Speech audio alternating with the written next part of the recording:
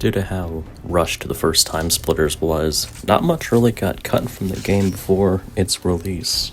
But there are some references to unused content within the game's files, and it's kind of interesting to see the bits and pieces that didn't quite make it into the final cut, some of which I talked about in the TimeSplitters Iceberg series.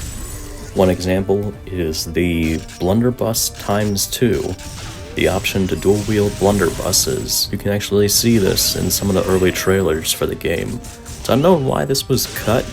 It looks fine in gameplay. Maybe they just wanted to set aside the Blunderbuss and make it very distinct so that the shotgun would have a slight edge over it to be dual-wieldable.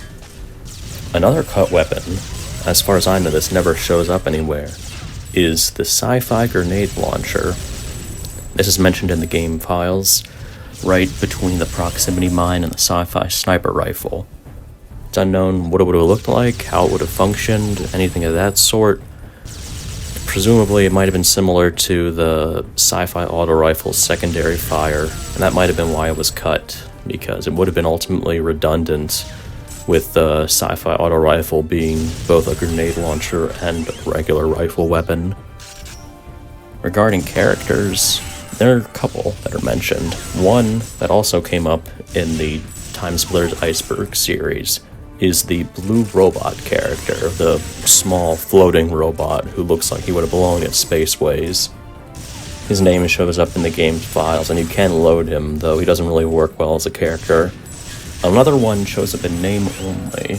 There's a sound group for a character type called SAILORBOY, one word, all caps.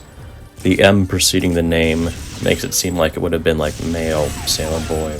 I guess that's redundant. It's unknown what this sound group would have belonged to, if it's used at all, or anything of that sort. It's an odd reference.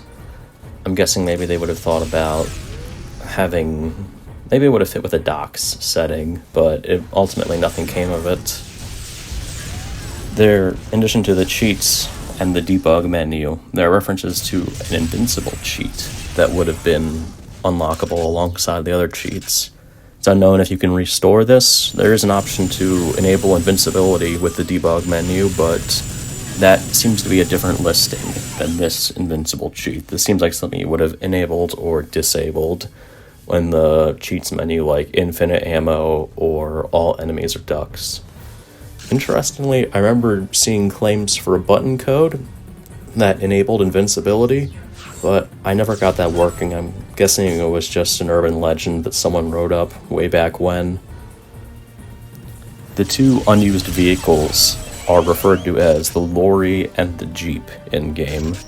These are the truck that probably would have been in docks, and the Jeep that probably would have been in Warzone.